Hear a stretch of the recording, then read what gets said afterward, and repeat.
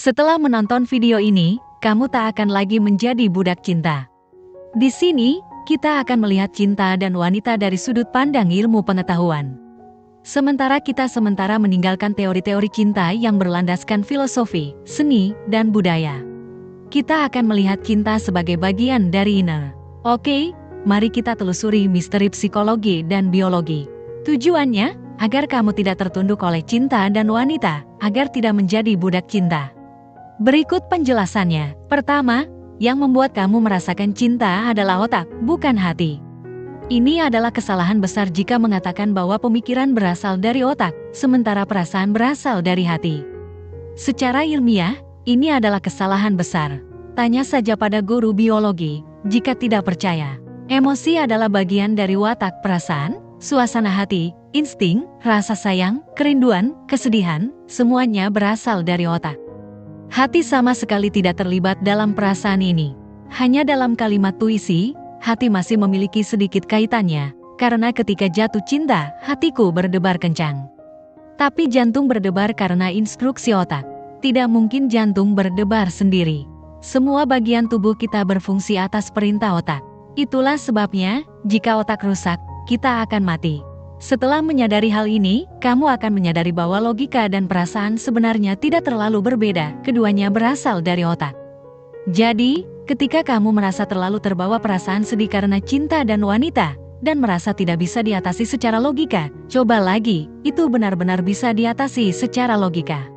Masalahnya, apakah kamu mau menggunakan otak secara logis?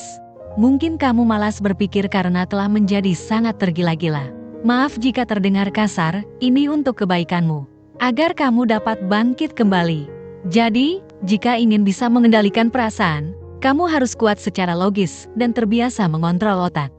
Fakta kedua, standar ketampanan menurut cewek dapat berubah-ubah, tergantung pada tahapan siklus menstruasinya. Ini berdasarkan penelitian terbaru dari Mardi Hazelton, seorang profesor di UCLA, Amerika Serikat. Selama masa subur, saat ovulasi, wanita cenderung lebih tertarik pada pria yang maco, tinggi, tegap, dan berwajah maskulin. Hal ini karena secara biologis, wanita ingin memilih pasangan dengan DNA terbaik untuk melanjutkan keturunan. Paham kan? Saat masuk masa ovulasi, berarti sel telur wanita sudah matang untuk dibuahi. Di luar periode subur, mereka cenderung lebih tertarik pada pria yang terlihat ramah, mudah bergaul, nyaman diajak berbincang, dan yang bisa memberikan keamanan finansial. Intinya, yang terlihat stabil secara materi. Apa implikasinya bagi kamu? Ini berarti tidak ada pria yang benar-benar jelek secara mutlak. Di mata wanita, meskipun terlihat sangat tampan tapi tidak mapan secara finansial, wanita akan tertarik melihat kamu sebagai calon ayah yang baik.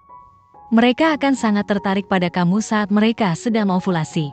Jika kamu merasa kurang menarik secara fisik, namun mampu memberikan rasa aman melalui dukungan finansial, wanita juga bisa sangat menyukai kamu bahkan lebih dari sebelumnya. Sekali lagi, jika ingin menjadi pria yang menarik, bentuk tubuh yang maskulin sangat penting, ditambah dengan membangun karir untuk mencapai stabilitas finansial. Jika kamu berada dalam kondisi ini, wanita akan semakin tertarik, dan kemungkinan untuk selingkuh pun semakin kecil.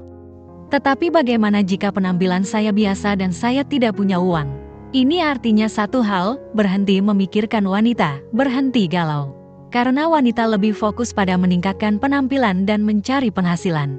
Nomor 3, penyebab cemburu berlebihan dan perilaku toksik adalah tingginya kadar oksitosin dan dopamin. Pernahkah kamu atau pasanganmu tiba-tiba menjadi sangat cemburu? Seperti mengendalikan dan membatasi. Ini disebabkan oleh kelebihan dopamin dan oksitosin dalam tubuh. Dopamin adalah hormon yang dilepaskan saat kita merasa senang mencapai sesuatu, seperti saat bermain game atau mendapatkan like di media sosial. Oksitosin adalah hormon yang dilepaskan saat kita merasakan kedekatan dengan orang lain, seperti saat berpelukan atau bergandengan tangan. Namun, jika terlalu banyak kedekatan dengan pasangan, hubungan tersebut bisa menjadi beracun. Rasa cemburu yang berlebihan dan keinginan untuk menyakiti pasangan dan diri sendiri dapat muncul.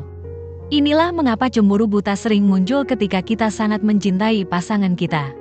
Untuk mencegahnya, hindari kedekatan yang terlalu intens. Jika sudah terlalu mesra, berikan waktu dan ruang, lakukan aktivitas yang berbeda. Keempat, nafsu bisa membuatmu kehilangan akal sehat.